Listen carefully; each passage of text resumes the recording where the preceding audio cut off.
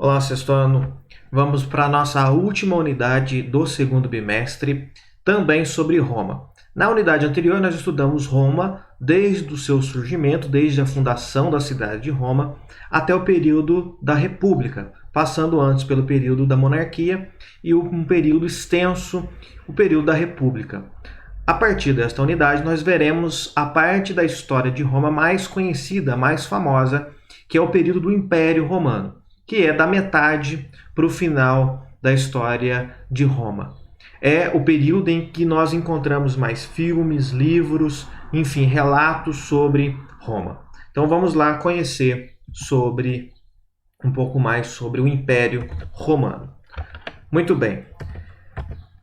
Começando então pela política, a parte administrativa e de controle de Roma e também da sociedade. Lembrando que, durante o período da República, o principal cargo de Roma era dos senadores. Então, o grupo mais importante de Roma foi o dos senadores, que aos poucos foi sendo transferido para os generais, e muitos generais ocuparam o cargo de senador. Até que nós chegamos, então, no primeiro e segundo triunvirato, e quando o poder cai na mão de Otávio. Otávio, filho adotivo, sobrinho e filho adotivo de Júlio César, vai assumir como imperador, tornando-se o primeiro imperador de Roma. Quando ele assume como imperador, ele assume o poder absoluto. O Senado romano continua existindo, o Senado não desaparece. No entanto, agora o Senado não é a principal fonte de poder. O Senado continua existindo para, primeiro, continuar dando aquele prestígio para as famílias mais importantes de Roma, mas ele servia para fazer consultas administrativas, ou seja, o imperador tomava uma decisão, caso ele quisesse, ele podia consultar a opinião dos senadores. Mas era apenas em caráter de opinião. Se ele quisesse seguir a opinião dos senadores, ele seguia, caso contrário também, ele podia rejeitar. E aí a demonstração do poder de Otávio e de como que o Senado acabou se sujeitando ao Otávio, o Senado deu o título para Otávio de Augusto. A palavra Augusto, em latim, é sagrado. Quando eles dão o título de Augusto para Otávio, eles passam a considerar quase que como uma divindade. Lembre-se que os romanos são politeístas e passam então a encarar o imperador, e isso continuará com os imperadores que virão posterior ao Otávio, um caráter equivalente ao dos deuses. Tá certo? Então, quando alguém esse título de Augusto, ele só era utilizado aos deuses. E a partir de agora ele também é utilizado com os imperadores. Os imperadores passam a ter um caráter divino. E também ele vai receber vários outros títulos, além de Augusto, vai receber o título de príncipes, que é o primeiro cidadão de Roma, vai receber o de sumo pontífice, que é o sacerdote maior de Roma, enfim, vai ter o controle de todo o exército romano e assim por diante. Então ele recebe vários títulos que reforçam ainda mais o seu poder. E um outro título que ele vai receber, por ter iniciado o Império Romano, é de César, em homenagem ao seu tio, Júlio César, que não foi imperador, ele foi ditador, mas em homenagem a César, e todos os imperadores, a partir de agora, recebem também o título de César. Então, a partir de agora, o nome César não é mais um nome próprio, é o nome de um título. Então, quando se fala de César, automaticamente está falando do imperador de Roma. Lembrem-se que quando Otávio assume o poder, Roma está passando por uma grave crise. Afinal de contas, o poder foi transferindo da mão dos senadores para a mão dos generais, e Otávio era um desses generais, era um militar que herdou as tropas de Júlio César. Era porque Roma passava por uma grave crise, com várias revoltas acontecendo, não só na cidade de Roma, mas em todos os seus domínios, por conta dos plebeus estarem passando uma profunda necessidade, com falta de emprego e assim por diante. Otávio, como era muito inteligente, muito preparado, criou um mecanismo então para poder resolver este problema do desemprego e da fome. E aí uma estratégia muito utilizada, inclusive até hoje, pelos governantes, é a realização de obras públicas em momentos de crise. Por exemplo, a construção de estradas, a construção de pontes, a construção de aquedutos. Por quê? Quem vai financiar essa construção é o Estado, através dos impostos. Só que para construir as estradas, os aquedutos, as pontes, assim por diante, é preciso contratar pessoas. Quando se contrata pessoas, essas pessoas recebem salário. E aí, com este salário, ela vai gastar no mercado, na feira, comprando coisas. E aí, a partir do momento que ela consegue comprar coisas, consequentemente, alguém está vendendo. E aí, esse alguém que está vendendo ganha mais dinheiro, que com esse dinheiro ele compra mais coisa. Enfim, aí conseguimos resolver um problema do desemprego. Tá certo? É uma estratégia muito antiga e muito eficiente para resolver problemas de crise econômica, crise de desemprego. Então, a realização de obras públicas. Com isso, então, funcionou, ele gerou várias frentes de trabalho e conseguiu, então, gerar emprego para diminuir a fome. Tá certo? Lembrando que numa construção, não é só aquele que vai lá fazer o trabalho de construtor, de pedreiro e assim por diante. Lembre-se que é preciso alguém que forneça pedra, alguém que forneça ferramenta, alguém que forneça alimento. Consequentemente, todas essas pessoas passam a receber mais dinheiro e eram pessoas que antes estavam desempregadas, sem trabalho. Além disso, o Otávio também vai incentivar as atividades artísticas, culturais e religiosas. Tá certo? Vai tentar dar uma reanimada no povo. E aí ele vai promover uma política muito importante e que vocês precisam prestar bastante atenção, numa política chamada pão e circo. Tá certo? Essa expressão ela é repetida nos dias de hoje. Claro que hoje ela é falada num tom muito mais negativo do que naquela época. Por quê? A política de pão e circo criada pelo Otávio nada mais era que distribuir alimentos para a população.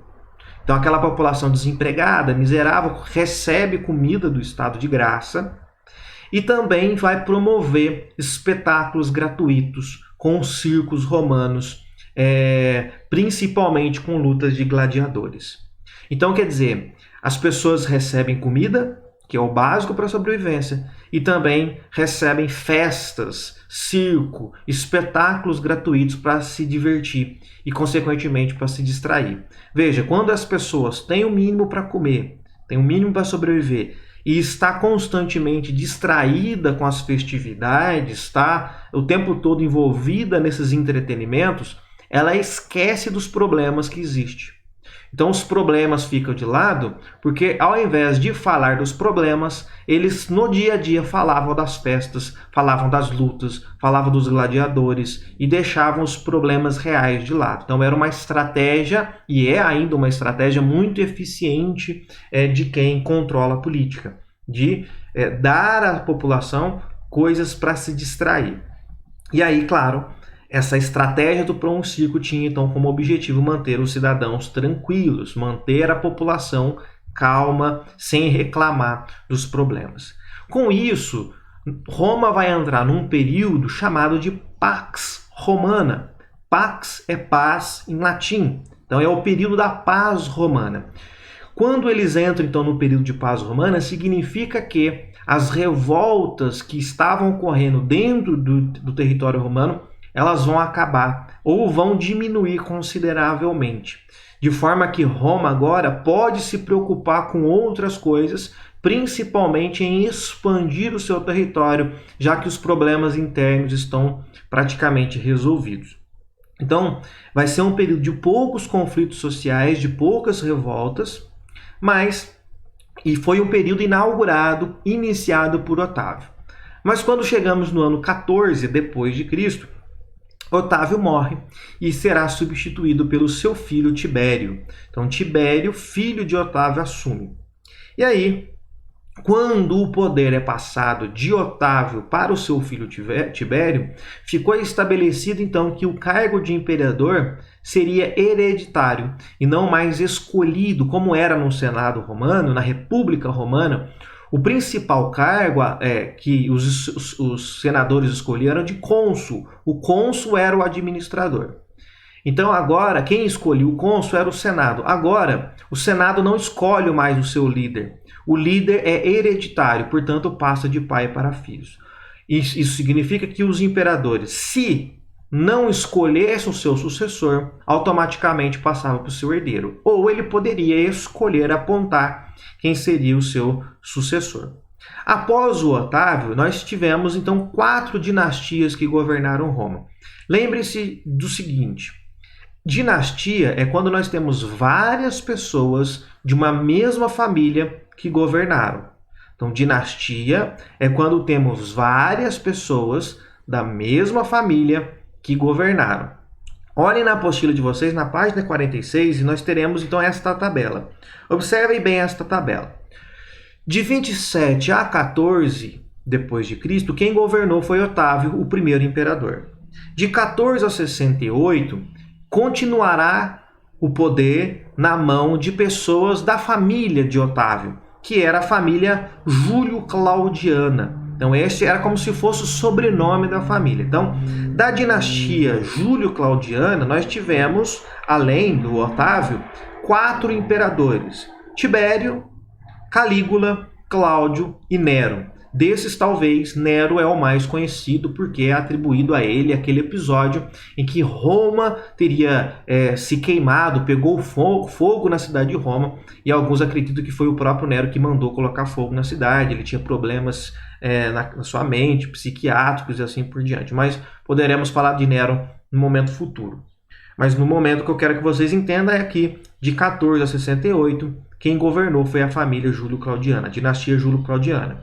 Do ano 69 a 96 vai ser a família Flaviana, a dinastia Flaviana, com os imperadores Vespasiano, Tito e Domiciano. Por que dá essa troca de família, gente? Porque provavelmente ou o último imperador não tinha herdeiro, e aí então se escolhe uma outra pessoa, ou uma outra pessoa assume o poder, ou porque quem assume o poder toma o poder, e essa pessoa que tomou o poder é de uma outra família, uma família diferente do imperador que evidentemente perdeu o seu poder. Do ano 96 a 192 teremos a dinastia Antonina, que terá vários imperadores, mais do que as outras, com o imperador Neva, Trajano, Adriano, Antônio Pio, Marco Aurélio e Cômodo. Tem um filme muito famoso sobre Roma, já um pouco antigo, que é o filme Gladiador. O filme Gladiador passa-se no período de Marco Aurélio e Cômodo, tá certo? É essa fase final da dinastia Antonina, tá certo? Embora seja um filme muito bom, tem uma lista imensa de erros históricos. É legal, mas tem vários erros históricos ali, não dá para acreditar no que é relatado ali de forma histórica, tá certo? Essa dinastia Antonina vai ser a melhor de todas, vai ser onde Roma chegará no seu melhor momento, no seu auge. Depois dela, de 193 ao ano 235, teremos a dinastia dos Severos, com Severo VII, sétimo Severo, Caracalla, Hélio Gábalo, Alexandre Severo, e aí depois teremos dinastias posterior, que será bem curta, porque Roma, a partir de agora, começa a entrar em crise. Então, dos melhores momentos do Império Romano será por essas 4 dinastias que vocês acabaram de ver nesta tabela. Bem, a dinastia Antonina, como eu acabei de dizer para vocês, foi conhecido como o século ou a Idade de Ouro, tá certo? O período da dinastia Antonina, com todos aqueles imperadores, vai ser então o melhor momento de Roma, um momento de maior desenvolvimento cultural e científico de Roma. Bem, na próxima aula nós continuaremos a falar sobre Roma, mas agora nós vamos falar da expansão do território romano, do crescimento do território de Roma.